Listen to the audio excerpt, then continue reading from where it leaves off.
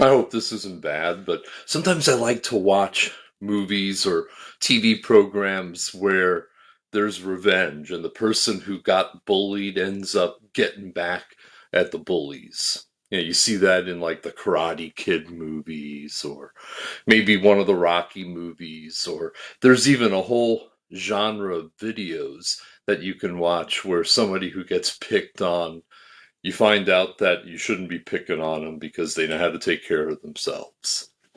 And here in the Old Testament, it's not quite like that, but the people of Israel have had a rough go of it. The Moabites and the Midianites have conspired together to try to bring down the Israelites. The king of Moab hired Balaam, son of Beor, to pronounce a curse upon the Israelites. But God basically orchestrated the situation so that Balaam could not utter a curse, he could only utter a blessing. But Balaam wanted to be paid. He cared more about money than he did about the marvelous deeds of God. And so he said, well, since I'm not allowed to curse the Israelites, I know how you could get God to punish them. Get them to commit sexual immorality with Moabite and Midianite women, and then God will be against them, and then you'll be able to beat them in battle.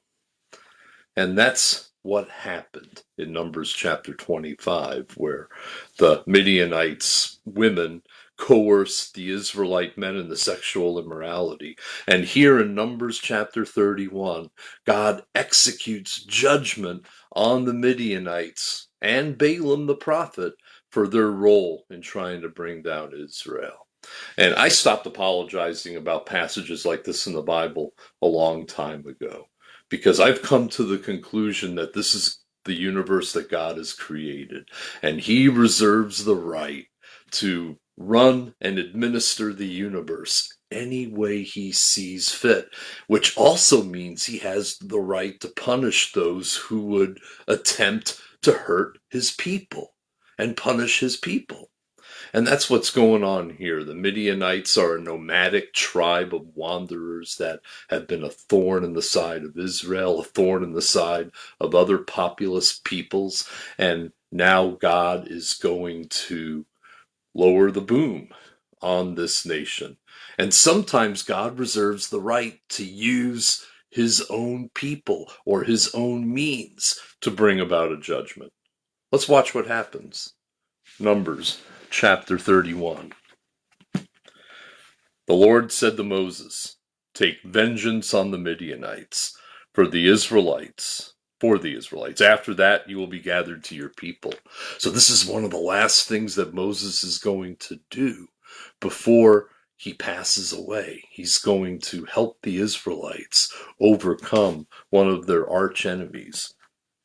Verse 3, so Moses said to the people, arm some of your men to go to war against the Midianites so they may carry out the Lord's vengeance. So you're not taking vengeance on them. You're carrying out the Lord's vengeance because they have been deliberately plotting and planning and perpetrating a rebellion against the Lord's plan for his people. And that's what this is about.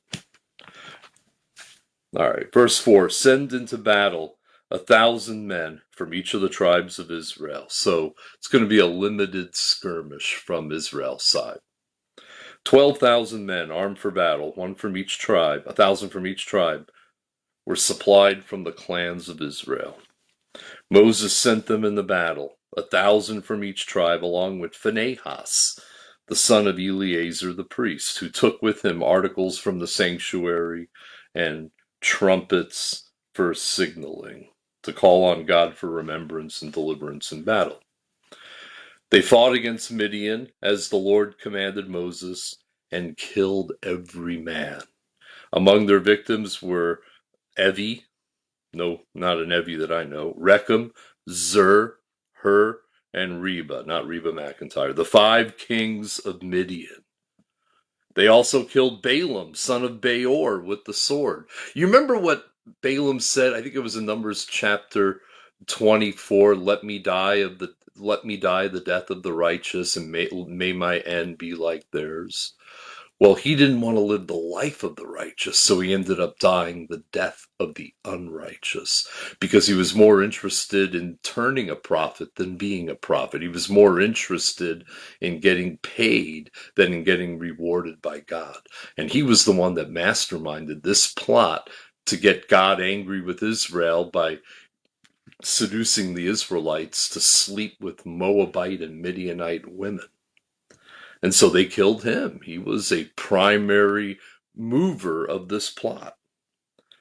In fact, the New Testament forever remembers Balaam for his role in trying to bring down the Israelites.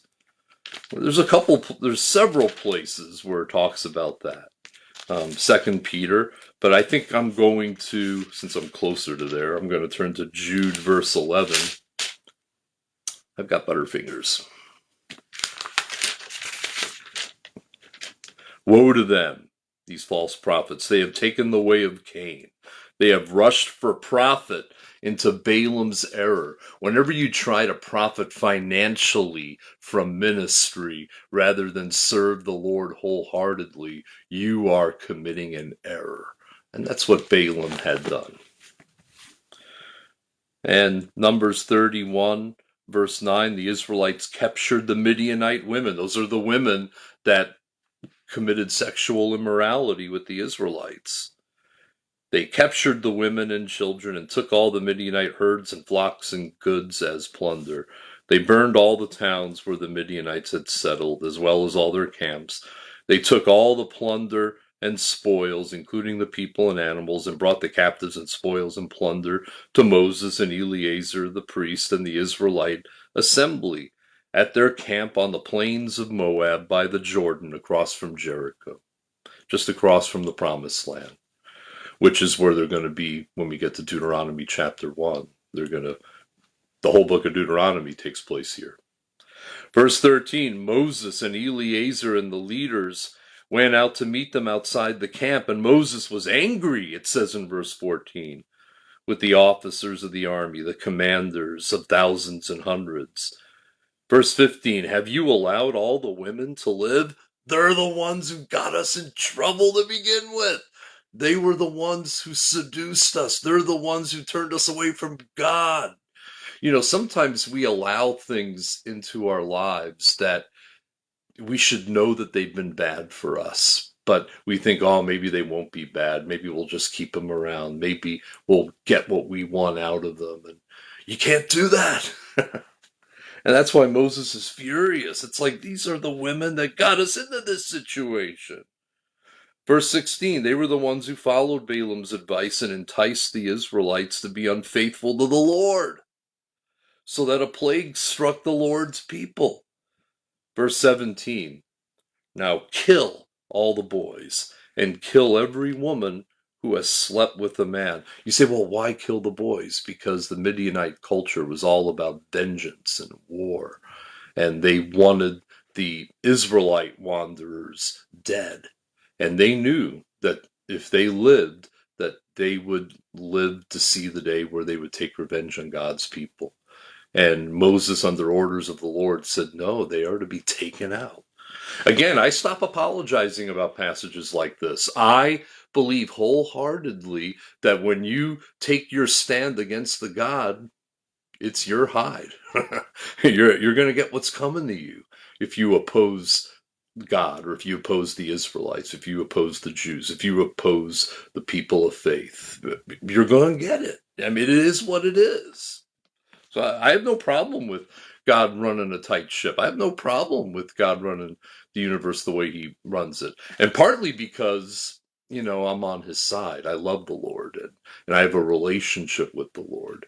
But for those who are trying to hurt the cause of the Lord or the people of the Lord, you know, it is what it is. You don't want to see it happen, but you understand God reserves the right to punish evil. You know, the one thing I prefer about the biblical worldview as opposed to an atheist worldview is that wrongdoers don't get away with it after death. Hitler killed himself in 1945 to escape the long arm of the law. But with a biblical worldview, we understand that he doesn't escape the long arm of God's law. He's got to stand before Almighty God after he dies. And God has a way of dealing with people who think they can escape the long arm of man's law. And with the atheist worldview, it's such a bleak, dismal, dark, discouraging perspective. There's no point, there's no point to anything. A person can do evil, take their own life, and never be held accountable. And justice is never to be done, and it's never to be made right. It's such a who would adopt a worldview like that? Even if somebody thought it might be true, which it's impossible for something like that to be true. I mean, how did we get here to begin with? If not for a first cause, if not for a spaceless, timeless, outside the existing universe cause, which sounds a lot like God. At any rate, God's got the right to do this. Verse 19, anyone who has killed someone or touched someone who was killed must stay outside the camp 7 days. On the third and seventh day, you must purify yourselves. Verse 20, purify every garment as well as everything made of leather, goat hair, or wood. Then Eleazar the priest said to the soldiers, this is what's required by law: gold, silver, bronze, iron, tin, lead, and anything else that can withstand fire must be put through the fire to be purified, and then it will be clean. It also must be purified with the water of cleansing. And then on the seventh day, wash your clothes and you'll be clean. Then you may come into the camp. And so as far as a spiritual takeaway, I'm not going to keep anything in my life that can drag me down spiritually. And for each person, that might look a little bit differently. There might be magazines or books in your life that could be a source of bad thinking or bad reflection, and you might want to get those things out of your life. Anything that's going to keep you from living the way God would have you to live, living a holy life. Now, God very, very rarely would use a human army today to execute his purposes, but Israel was a special people. He was in the process of getting them from point A to point B into the promised land, and these Midianites happened to be people that were in opposition to God and his plan. In fact, Balak, the primary king of Moab, was one of the people that was hoping to destroy Israel. And so I just don't have a problem with God running the universe the way he sees fit and punishing those in opposition to his purposes. And then when you go on from verse 25, we see that the principle of dividing the spoil. You and Eleazar, the priest, and the family heads of the community are to count all the people and animals that were captured, to divide the spoils equally amongst everybody. And then verse 32, we find that the plunder remaining from the spoils the soldiers took was 675,000 sheep. When you offer as many sheep in sacrifice a year as the Israelites did, this is a nice little plunder. 72,000 cattle, 61,000 donkeys, 32,000 women who had never slept with a man. So the women in that culture who were not part of the rebellion to try to bring Israel away from God, they were allowed to bring them into the Israelite community where they could convert to Judaism and they could marry an Israelite man and perpetuate the community. Verse 41, Moses gave the tribute to Eleazar the priest as the Lord's part, as the Lord commanded Moses. And then for the rest of the chapter, it talks about the division of those parts. Verse 48, the officers who were over the units of the army, the commanders of thousands and commanders of hundreds, went to Moses and said, your servants have counted the soldiers under our command. No one's missing. So we brought as an offering to the Lord the gold articles each of us acquired. And that's how this chapter, this episode in the life of Moses and the Israelites concludes. But for me personally, I read this and I see the danger of allowing things in my life which could take me away from God. And sometimes it's things that other people might consider harmless, but for me it would be dangerous. Having really cool video games in my room at night instead of my Bible. I might get so into the video games that I don't read the Bible, or playing too much solitaire on the iPad that I go to bed and the last thing I've done with my day is play solitaire rather than talk to the Lord or read God's word. Little things like that.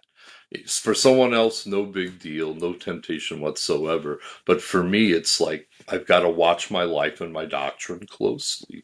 That's what it says in 1 Timothy 4:16. So we can enjoy some of the things that God gave us in the context that God gave us those things. But generally speaking, we don't want to allow things to cause us to turn from God, or that we get so into some of these other things that we don't have any time left for God except the sloppy seconds that are left in our day. That's just something how God would be speaking to me through this. Well, I hope you guys have a good day. We're going to pick up the action tomorrow at Numbers chapter 32. We're almost done with the book of Numbers. There are 36 chapters. Then we do the book of Deuteronomy. We're going to keep marching through the Bible. I'm 54 years old. I'll probably be 60 or 61 by the time we're done. And then after we're done, we're going to start over again. Jesus loves you. This I know, for the Bible tells me so. You guys have a great day.